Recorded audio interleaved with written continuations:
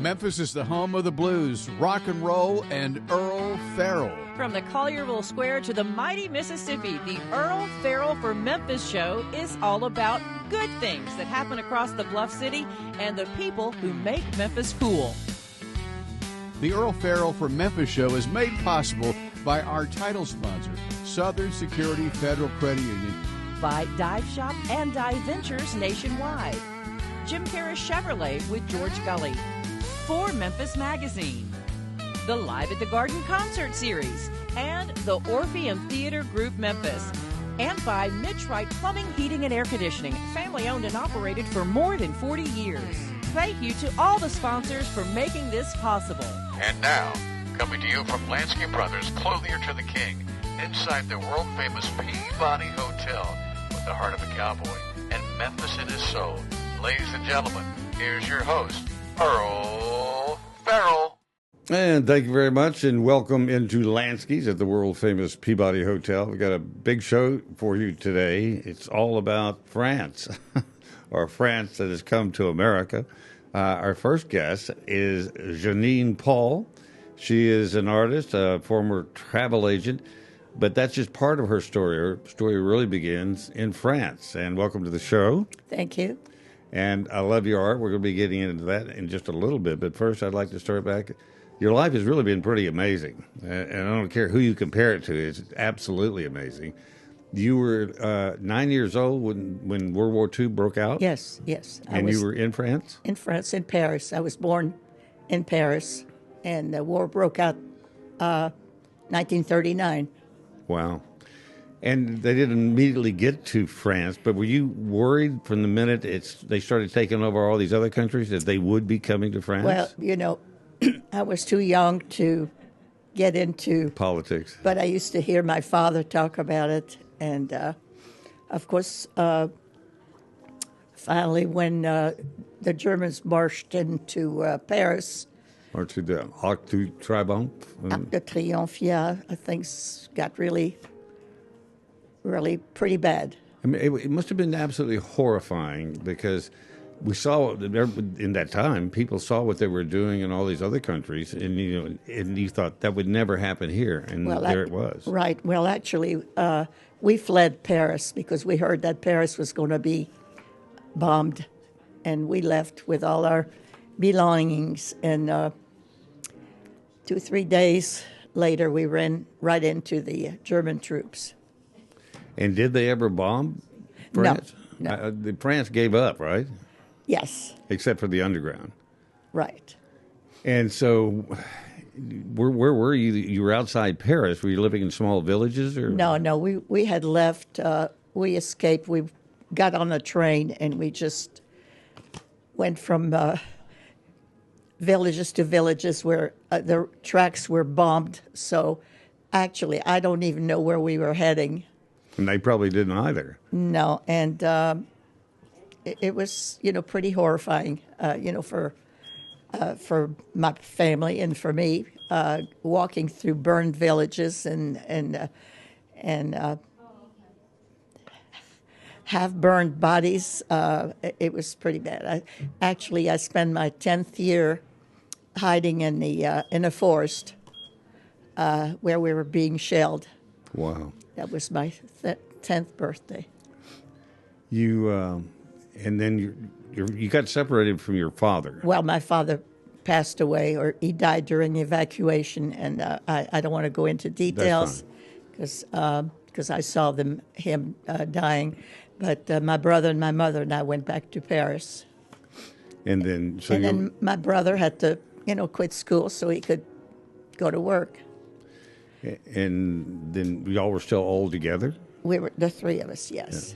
Yeah. And what happened next? Well, they came to our apartment to arrest my father, and my mother had told my brother, "Don't go out because they're rounding up men on the streets." He says, "Just don't go to work." And they came to arrest my father, and we showed them their certificate, and there were always two French policemen accompanied by 2 Gestapo German soldiers. And French policeman said, well, the father's not here. he's dead, so we'll take the son. Wow. And they just took him. They took him, yeah. And did you know where they took him? Did they tell you? Well, I know where he went. He went to Drancy, which is outside of Paris, and then didn't know until after the war where he was sent to Auschwitz. I found out that's where he... Wow, one of the worst. And a few months later, they came for my mother, and the same thing, 2 policemen, and these guys were really nice because they said, isn't she a cute little girl? Let's leave her here. Talking about you. About me. They knew they were saving your life by not taking you. They were saving my life. Wow. Yeah. And you're by yourself. What are you, 12 by I was 12, yeah. But you had no idea where to go. Everybody in your Well, family. my mother told me where to go, to a friend's house, and when I went there, I found out that their family had been deported also. They did allow me to walk my mother to the police station, and she kept pushing me away. And she didn't want them to take you. No, I wanted to be with her. But so the difference between these 2 French policemen and the ones that came to arrest my father. Yeah. So if I was an ugly child, you might not have made it. I wouldn't be here to talk to you. And you were by yourself or with other French people? No, I was by myself. Yeah, I went to stay with friends and a girlfriend. I can't go to all the details. No, that's fine. It's a short. Show. Yeah. People that I stayed with were afraid of for their own safety. Sure. So they were harboring basically a criminal. They took me to a clinic where this woman was placing children all over the country. Wow. And I was placed in a sanitarium. Well, they call it préventorium. There's not such a word in English. It's a school for sickly kids.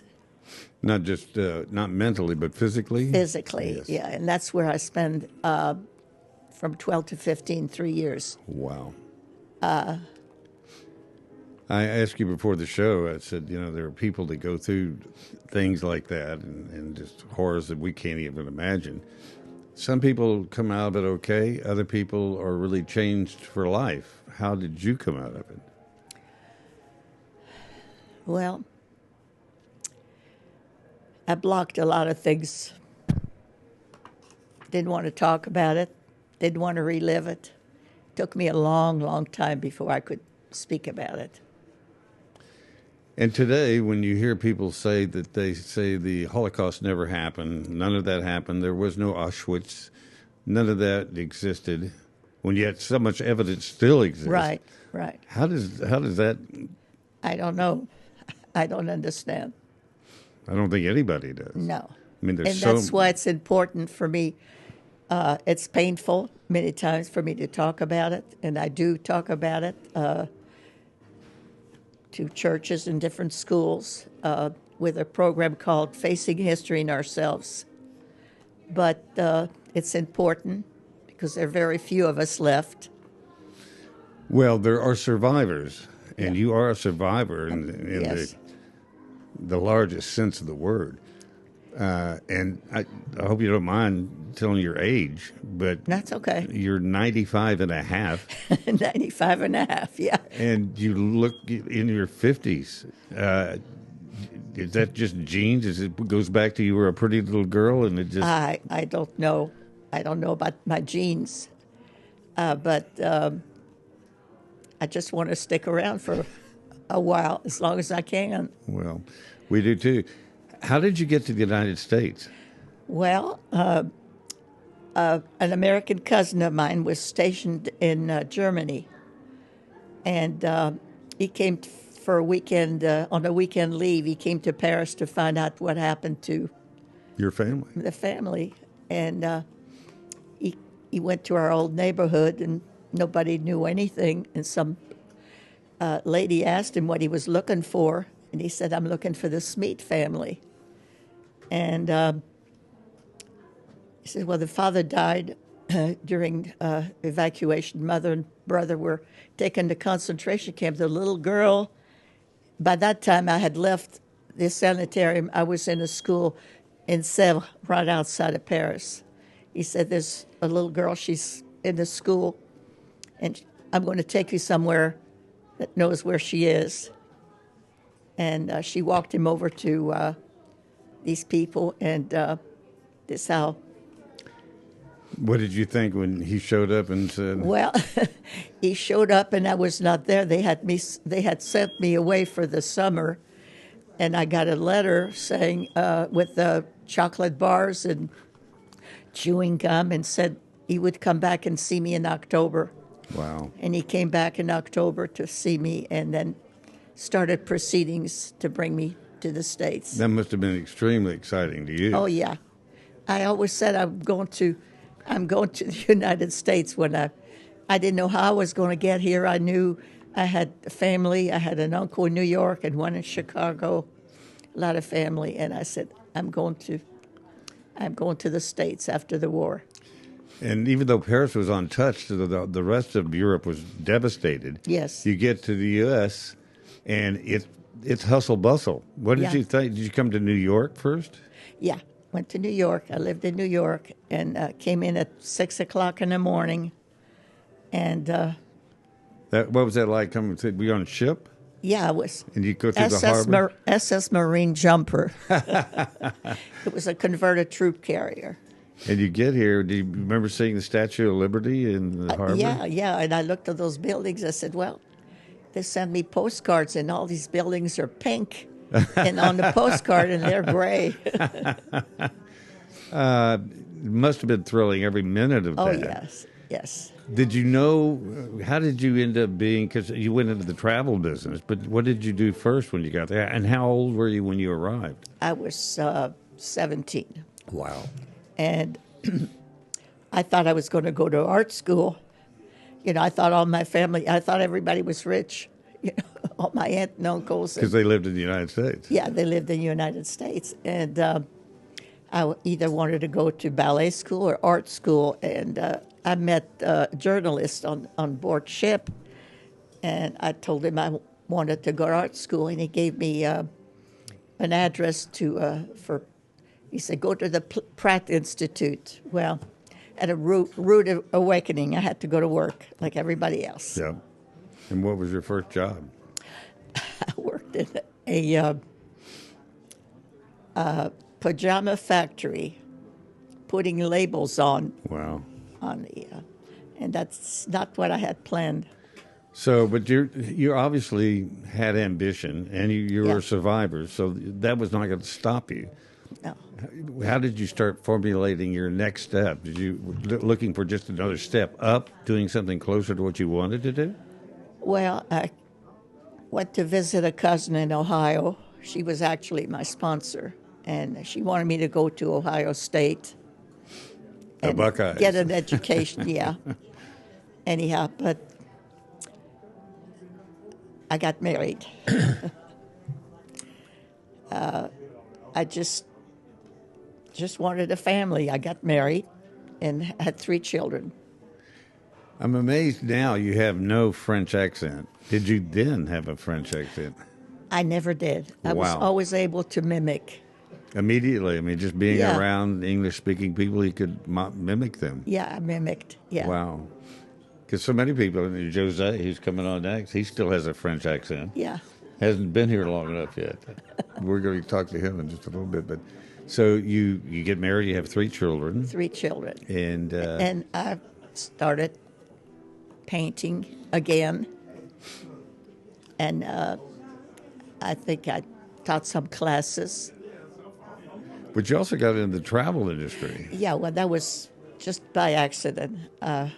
When I was divorced, and my second husband, Dr. Ray Paul, was a pediatrician, pediatric cardiology here in Memphis. He brought me to Memphis. How did y'all meet? His brother in Columbus, Ohio, was my physician. He was an internist. And he introduced me to we were both divorced. You said, you got to meet this woman. Yeah, I'm going to refer you one of my patients. Worked out okay. Yeah, it worked out fine, 50 years. So you got into the travel business here in Memphis. So I was helping a friend starting an agency, and she talked me into going and learning the computer, the data stew, and I said, I'm not interested in sitting at a desk. So my first job was to escort a group to France. And that's what I did for many years. I did trips for Memphis College of Art, or for some churches, and I escorted groups all over the world. But I still continued with my artwork. And so eventually you kind of retired from the travel industry. Yeah, during COVID, I was still working. Yeah. And then you really started pursuing your first love of art. Well, I never stopped because I went to the, I wouldn't call it Memphis College of Art. It was called the Art Academy. That's when I first came here, was the Art Academy. When I came to Memphis, my husband sculpted, and he used to take classes at night, and I started taking classes. Burton Callicott was my first teacher, and Ted Fayers, and then Dorothy Sturm. I did enameling with Dorothy Sturm. I didn't go for a degree. I just took classes. Well, you really don't need a degree in art. No. That is a talent that you're given. Well, and you just develop that, but really on your own. You actually develop, you learn a little something from everybody. Right. Right now, you have some art that you have it everywhere, but you have an exhibit at Baptist Memorial Hospital. Well, it's not an exhibit; it's a commission. They commissioned me. They paid you to do this art. Well, actually, the commission was through the gallery that shows some of my work, T. Clifton Gallery on Broad Street, and they show some of my work there, and they give me, they commissioned me.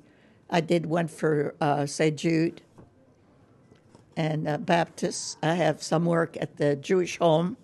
I've got 4, but those I donated. We've got some pictures here. This is Baptist, where people, if you're in there, you'll be able to see them. Here's one in the hallway, which I absolutely love your colors. Yes, this was 48 by 48. It's a pretty big painting. It's a big canvas. Have you always had this style, or is this something that emerged over the years? It's emerged. I've changed, my style has changed over the years, but I always liked impressionist type of work. Yeah, not abstract. No, I never liked abstract. Because you got to look at it and go, I don't know what the hell it is. Well, these are trees. Well, I did, when I did enameling, I guess you can call it abstract. It was design. It's a form of design, but I love impressionist. They're all different, which is what I love about what you do. But the this colors. One is at the where the colors are a little bit brighter than that. That one happens to be at the T. Clifton Gallery right now. Beautiful. And this one I had a show. I've had at Botanic Garden. It was all florals. And of course, I had to throw in a little landscape there. Is this where they have the paintings and then they come and do floral arrangements that blend into the painting? Yeah. No, that you're talking about the Dixon. Yes. No, this is Botanic Gardens. I've had three solo shows there in the last 4 years. That is spectacular. I think that one also is at Clifton Gallery. And this is whimsical. I like to do. My style changes. It just depends what mood I'm in. What mood, stunning. But I just like color. This is also. Yeah, this is a small painting. And it looks very textured, each of the petals. It is. I did that with a palette knife. Yeah. I love that. And more These flowers. Are little cards. Yeah, cards. Yeah, that I paid. Well, and even your bookmarks are incredible. Yeah, well, I can do this while I'm watching TV, so I don't have to go to the studio. You know what I do when I watch TV? Doze. You're much more productive than I am. Well, your stuff is amazing. You're amazing, Thank and you're just you're just so sharp, and you've been very blessed. Thank you. If somebody wants to go to look at your art and possibly commission you to do something similar to what you've already done, how do they do that? Well, they can find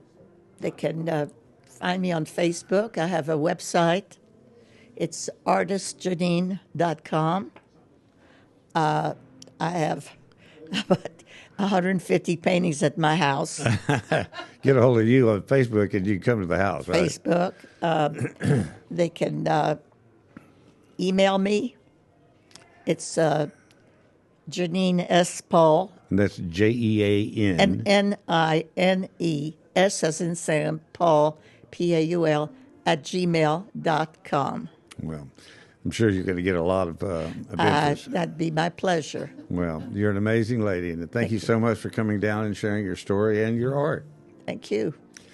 Well, we're going to take a quick break, and then we'll come back with Jose Gutierrez, another artist, but this time with food. So stay with us. Hi, this is Dawn Grader, President and CEO of Southern Security Federal Credit Union at our new headquarters here in Collierville, Tennessee, off by Hellier Road. We are the proud presenting sponsor of the Earle Farrell for Memphis show and are looking forward to a great 2026 where some of the shows will be hosted from our new headquarters location here in Collierville. Hello, Memphis, Mid-South. And first, I'd like to thank you for visiting with Earle Farrell Memphis today. And we want to support him just like you do. I'm George Gully, one of the sales managers at Jim Carrey Chevrolet. We've been in business here in Memphis for over 75 years. I've been associated with the company for almost 25. And I'll help you find the right car, truck, or SUV here at not only our Chevy store, but also Buick, GMC, Nissan, Subaru. We can help you find that right car. Keep watching Earl and come see me. Thanks so much. Hello, Matt Dabney with Hilo Commercial Services. We sponsor the Earle Farrell for Memphis show. They concentrate on positive things, and that's what we do also. Hi, I'm Mitch Wright. And I'm his son, Mickey. And we're the owners of Mitch Wright Plumbing, Heating, and Air. And proud sponsors of the Earle Farrell for Memphis show. We're thankful to be part of the Memphis community. We've been in business for 42 years, taking care of people and loving the people of the Mid-South. Hi, this is Randy Wright from the Dive Shop and Dive Ventures in Memphis. We've been in Memphis over 64 years teaching people to dive, snorkel, and swim. We'd love to have you come join us and have some fun. We're also a part of the Dive Ventures group with 18 locations across the country, stretched from Phoenix to Vienna, Virginia. Please give us a call. We'll be able to take care of you at 999 South Yates in Memphis, or call us at 901-763-DIVE. Hi, I'm Brett Batterson, President and CEO of the Orpheum Theater Group in downtown Memphis. We are so pleased with our partnership with the Earle Farrell Show and very happy that he is broadcasting live from Lansky's at the historic Peabody Hotel. We're all here to make Memphis better. And welcome back to Lansky's. And as we said earlier, this is all France show. And this Frenchman I've known for, 40 years. Let's just say 30. Okay, 30. That was last week. I met him here at the Peabody. He had come from Houston to be the chef at Chez Philippe, which was the best restaurant by far in this part of the country. And so when they selected you, everybody said, well, this guy's got to be good. And you certainly have. Well, they did have some serious doubt because I was only 23 years old, Which is pretty amazing. Yeah. It really is. How did that happen? Well, I was a chef of the Restaurant de France in Houston at the age of 22. So I was a chef already for almost a year and a half. But to be 22, because you had already you started your career in France. Sure. In fact, you didn't even think anything about being a chef as you were a younger man. It was an afterthought. Actually, it was not even a thought. You never considered it? Never. You wanted to be a designer? A fashion designer, fashion yes. designer. I used to sew and drew clothes for women since I was 8, 9 years old. Wow. What was it that changed your mind? Well, I went to college and I request to go to design school, but they say I was too young. My application I did at the age of 13, and then they say, well, it's only for women. I said, well, that's... They discriminated against you? Well, yeah, but I said, well, that's the second reason when I want to go. The place is full of women. Yeah, well, you got my attention. Yes. And so, but you couldn't go to the college? No, I was too young anyway, so I waited another year, and 14 and a half, I decided to be a maitre d'. So I went to 3 years college. So you love food? Well, not really. Food never attracted me. My mother was a terrible cook. She cooked with the alarm system, where the fire alarm was on, dinner was ready, So, no, I never thought about food, never. So I decided to be a maitre d'. It was 3 years college. And you work in the kitchen as well as the front of the house. And to graduate as waiter or maitre d', or potential maitre d', your English have to be good, and mine was absolutely terrible.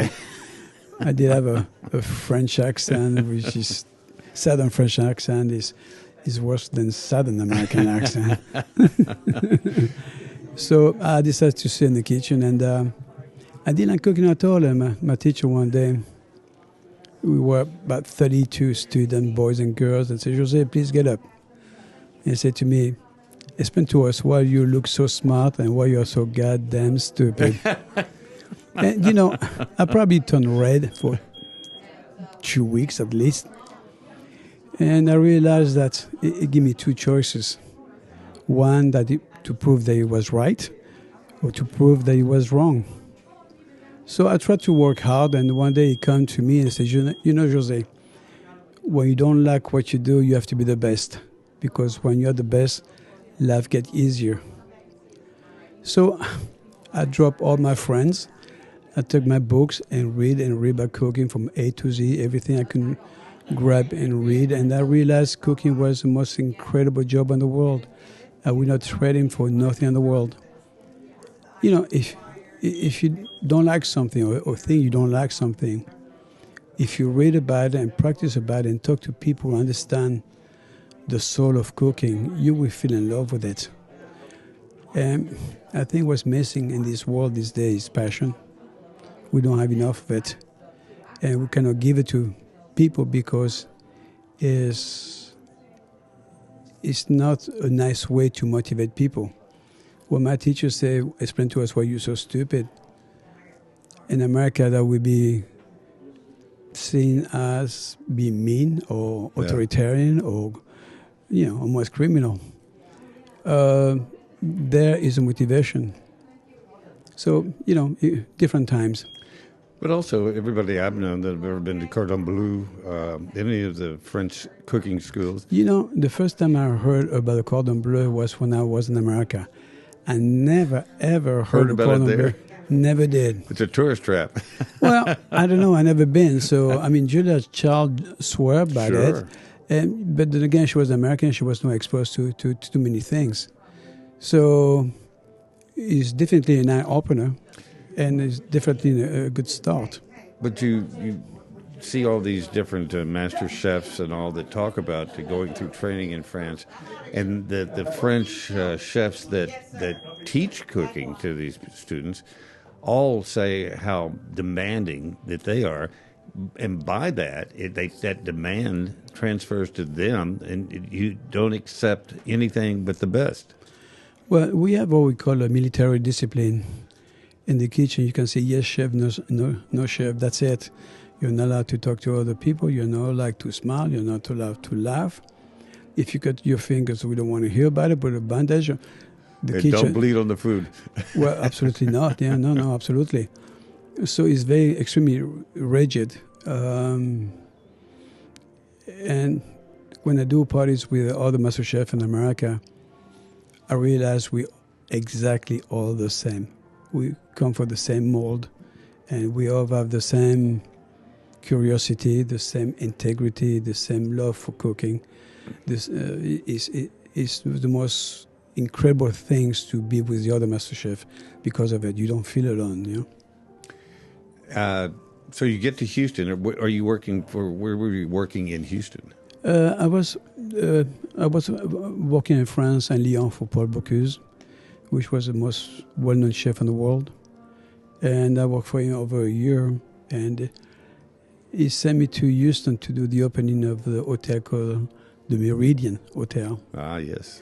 And now, of course, it's been sold to the British, so we no longer have a Meridian Hotel. But I stayed in Houston over 2.5 years.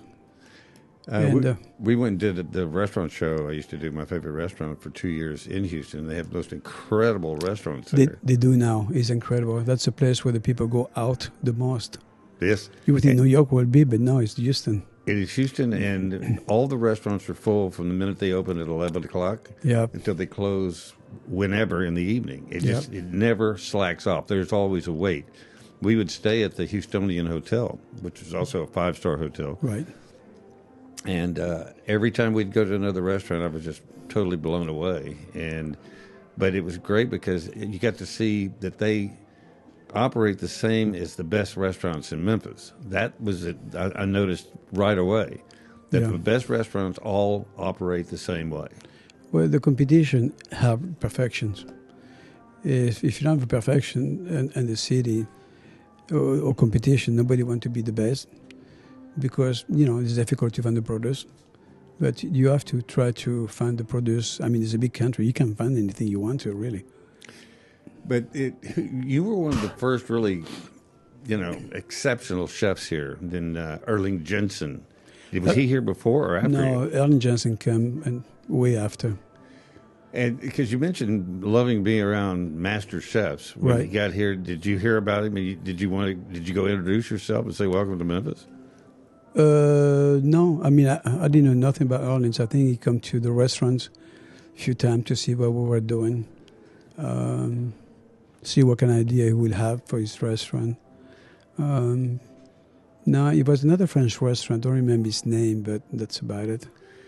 But because there was, I remember when John Rosati, who brought more wine to Memphis, essentially. Because before that, we were drinking Blue Nun and Thunderbird. No, yes, he was instrumental to bring the wine to Memphis, for sure.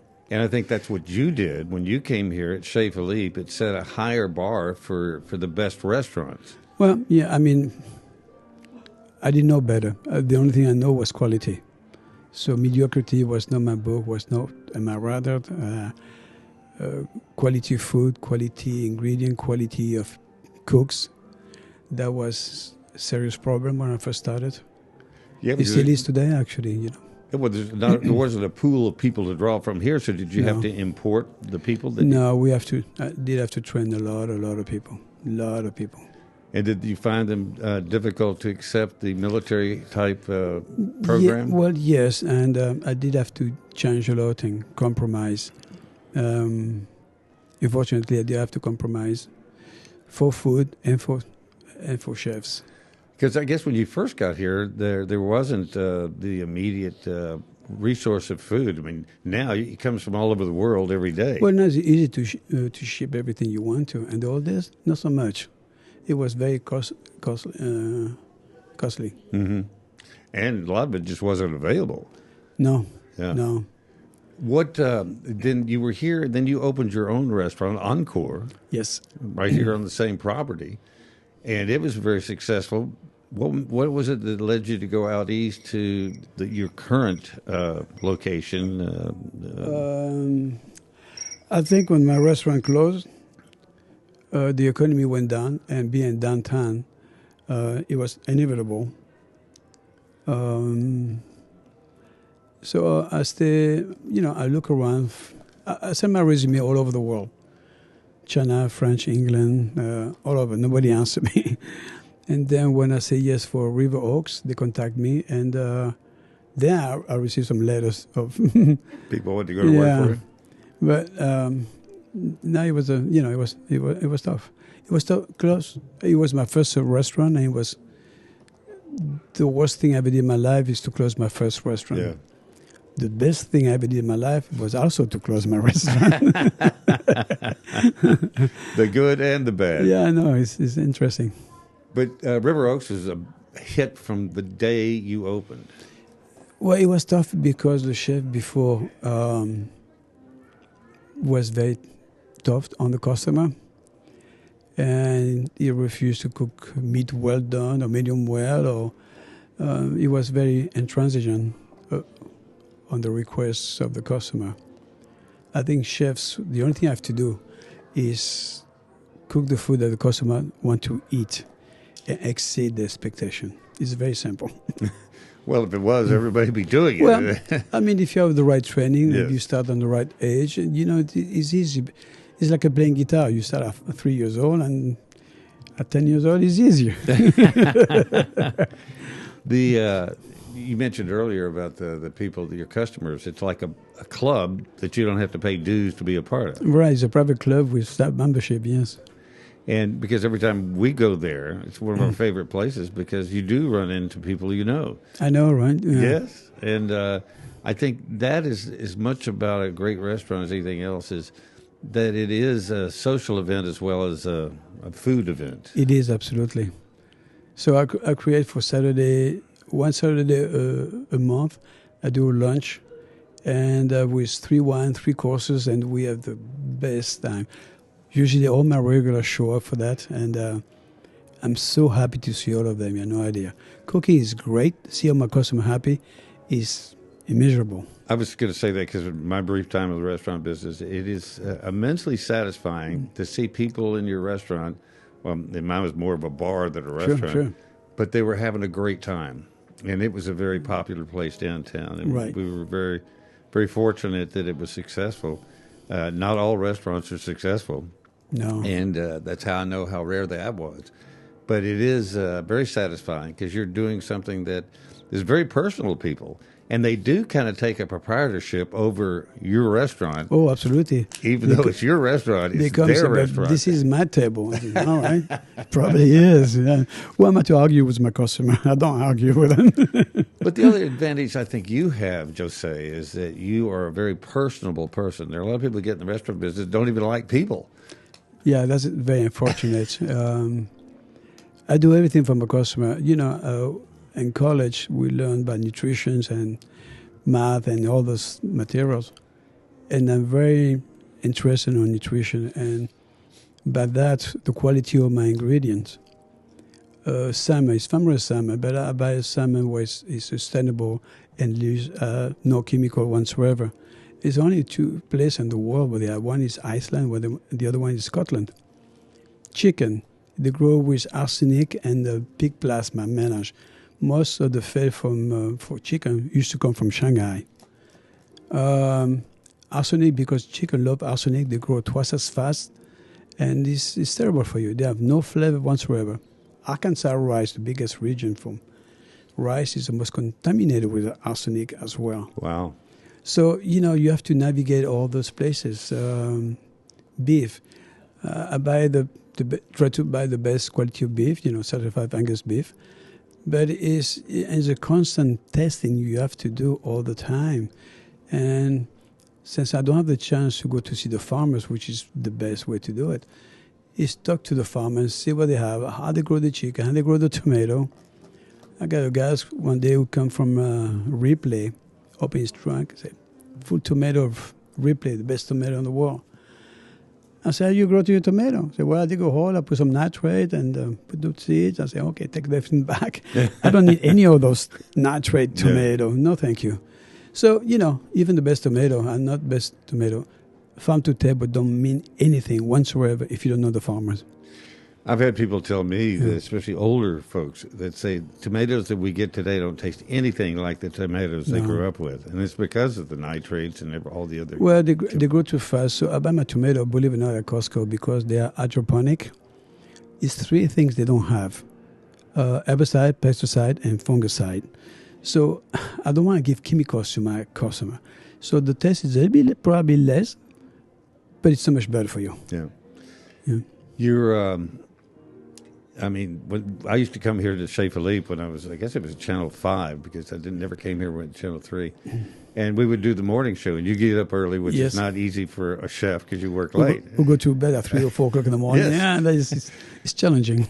But that's what I liked about you. You had a great sense of humor. I mean, you're very good at what you do, but you could come on television. Not everybody's good on television, even though they may technically be very capable and excellent. To be on a show, and I would always bring a can of Beanie Weenies. Beanie Weenie. I think you remember. I think I remember that we did Renaissance cooking and did a rack of lamb. Yes. And he flambeau, and you did all this great stuff. And I said, and we did like 4 or 5 segments inside the morning show. Right. And finally, it's finished, and you presented. It's just incredible. I said, well, that's pretty good, but let me ask you this. Have you ever served, and I pulled out this can of Beanie Weenies, and you laughed. And I said, say it for me, because it's going to sound better with French accent. He goes, I can't. And I said, come on, you can do it. So he finally goes, a Beanie, a Winnie. And I would have said also to you, you are what you eat. And you were right. Yeah. And that was kind of a standing joke with us from then on, as we would do that. But he has always been just a delightful person and very successful. Recently, have embarked on something that our last guest did for many years. She took people from Memphis on tours of France because that was where she's from. Right. And it's funny because she's a Yankee for me. Up north? Yeah, she's Parisian. We don't talk to Parisian. We are Southern boys here. Same thing as the United States then. I was listening to a talk, and I realized how much suffering some people did have in Europe. Yes. And we tend to forget the pain and suffering. You go to Paris, it's great now, it's beautiful, but, you know, in the 40s, not so much. Well, they've got problems, too, like about a lot of other places in Europe with immigration and everything else. But that's why you have to constantly be aware of what's going on. Sure, but all those immigration in France is what the French people create. Algeria, Morocco, we create those things. It didn't come for no reason. We create, so now we have to pay the price for it. Well, it is what it is. It's that way everywhere. We're all our own worst enemy in many cases. We are. We are. Where do you take the people that go on your tours? So I got 9 couples and 18 people. And we're going to go in June in Provence. I think it's June 5th or 6th. And we're going to fly to Marseille. And from Marseille, they're going to come to pick us up and go to Aix-en-Provence. And we're going to spend 1 or 2 days in Aix-en-Provence. There's a store over there that makes the best chocolate ever. I don't know if you're going to have time to visit the factory. And then we have a big villa between Aix and Avignon. And from there, we're going to go visit different places, different wineries, we're going to go to the market, bring the food home and cook together. We're going to visit the Châteauneuf-du-Pape, the castles and the vineyards, which is going to be incredible. June in France is equal to what in this country? More like the fall? No. It's spring, same than here, but it's fresh and everything is not supposed to be too. The temperature is supposed to be just right, and everything starts coming up. The lavender and everything starts coming, so it's going to be a beautiful time. Because I've talked to you many times, and you try to go home because your mom is still there. Sure, she's 90 years old, and yeah. And so you would go back by yourself, but then you come back and you would tell stories. Is that how it kind of germinated? Is it that people would go, we want to go? Well, no, actually, you know, I intend to work for another 5 years and retire. And my wife said, I said, my wife, I don't think I can retire. I love too much what I do. I said, what do you want to do? I said, I don't know, maybe teach. So she called somebody, and they called me and said, hey, you want to teach classes in France? I said, yeah. Practice your retirement, you know. Yes, yeah. And, you know, each time I go back to Provence, I feel in love with the country. It's more and more beautiful every single year. The way they live is stunning. And the simplicity of life is beautiful. My sister and her husband spent almost a month in France, and they went to Paris, but then they got out of Paris and started going around. And they said they live very civilized. People go to the market every day to get the food they're going to eat. They don't eat breakfast. They go out on the way to work. They stop by these outdoor cafes and have coffee. Well, here's the reason why. For example, you need to go to the market every single day. You pick green beans today. 2 hours later, they lost 10% of vitamin C.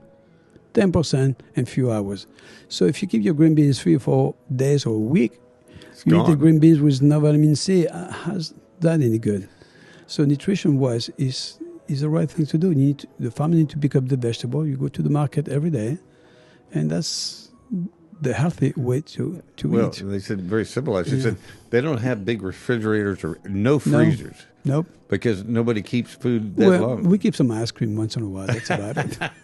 It doesn't go bad? Nah, not so much. In the number of people, 12, is that how many will go on your trip? 9 couple, 18 people. 18. Did you figure that was the best way to do it? Because it's enough people, but not too many people to Well, I didn't move decide. around. I didn't decide that. That was done by the company that is in South Carolina. That decided that. That was a maximum. Otherwise, you cannot find a house with 9, 10 bedrooms. A beautiful with swimming pool and all the stuff. Well, just herding 12 or 18 people is easier than herding 32 people. Oh, absolutely. No, you lose some. And these are all people that you already knew that were customers? I don't know all of them, but I think so. You will. Yeah, right. Yeah. And, I said the first day we arrived, I said to the company, we need some wine over there before we start cooking, Mm-hmm. They said, is 3 cases enough? For today. For today, right. The other thing you did that I thought was fantastic, and it also included your admiration for other master chefs, it was you were a founder of the Memphis Food and Wine Festival here, right? Which is one of the best events that has ever taken place in Memphis. And you were one of the instrumental people in bringing great chefs that from all over the world. When I proposed that to a dear friend of mine that passed away, Al La Roca, he used to come to have a coffee with me every day. And I used to hang out at the bar with him at your restaurant. Yeah. What a delightful human being he was. Oh, yes. I said to him, how about if you put your wine, I put MasterChef, and we create the best parties in Memphis. I said, but only have to be first class. If it's not first class, I'm not interested. Yeah. He said, I'm in. So the next person who came in was Bob Khomeini, also an ex-pilot from FedEx. He said, I'm in. He said, can I bring my wife? She's PR. Absolutely. So we start slowly. And then after that, we did fundraising. And it took us 2 years to put the first party together. But it was the right time to do it and the right people. Now it's more challenging because the cost of food, plane ticket, and everything is so outrageous that it's almost impossible to do it. Well, even the sponsors, economically things changed from those early days, but it was a perfect party, and people would go there because you didn't just get like a souffle cup sample of something. No, you get to really taste the food. Yes. You get to meet the chefs and talk with them. Yes. The wine was, Al La Roca did an amazing job of the wine. Oh, yeah. Brought in, was it Silver? The Silver Oaks. Silver Oaks. It is the best wine made in America. And I brought, last time we did about 12 French MasterChef. Yep. It was the best lineup of MasterChef ever. It was incredible. What did they think about coming to Memphis? I was worried about receiving a chef. What I want to is bring chefs from all over this country because when they go back home, they will talk about Memphis. And they did. And when I went to meetings, MasterChef meetings, everybody wanted to be part of it. You see, man, our horror is incredible. Yeah, you were turning people down later on. Yes, but it was much easy to select good chef when that happened, We really did take care of the chef that come to visit us. We show Memphis, on the good light, of course, the regular light, the only light. Mm-hmm. And, they loved it. They love Memphis. And you love it. I love it. I came here from Dallas in 78. And I love Memphis because it is so unique. If people like you and you're doing a good job, they let you know. Oh, yes. And when I come in Memphis was the cleanest city in America, the best drinking water in America, and the best place to raise a family. Yes. Few things change, but we need to go back to it. And it's people, I think, are working toward that. People that got here when it was City Beautiful every year. Yes. You didn't see litter on the streets. You Nope. didn't see it on the highways. I mean, the street sweepers were always working night and day. And we can do that again. In fact, Ron Olson and I have talked about what we ought to do is start organizing people to sponsor certain stretches of road and get them and their friends to go clean it up. Absolutely. I think Memphis got the most incredible potentials. And the only thing we promote is negativity because that's the only thing that sells on the news. So I stopped listening to the news completely. I don't put any news whatsoever in my house. The comic shows or whatever, music, but no news. That's why we moved to Lansky's, because we don't talk That's right. anything but what's good about Memphis. Absolutely. And it's a lot of things to say, and you can make a difference. We, the people of Memphis, can make a difference. Well, that's why I'm introducing the people that I think are great to Memphis, so people that haven't met you now know who you are and what you believe in and why you're great. And well, thank you. I'm hoping they try your restaurant soon before you leave for France this summer. Right. But Jose, thank you so much for coming It's a real on. pleasure. Thank you so you've much, been a Al. good friend for a long time, and the reason is you are very special, and you've brought so many young people up in your restaurant that have gone on to open other restaurants, and I think that is one of the things that's really improved. Is the restaurant business in Memphis? I would compare with just about any place. Right. You know, I think we have a better food in Memphis than we have in Nashville. Nashville's got a beautiful restaurant, great energy, fantastic bartender. And they look at the food and say, what the hell happened here? Is he upset at me or something? I think they do such high volume and they try to push everybody through. Could be. Because it takes time to do things right, and you cannot hurry it. You cannot compromise your standards. Yeah.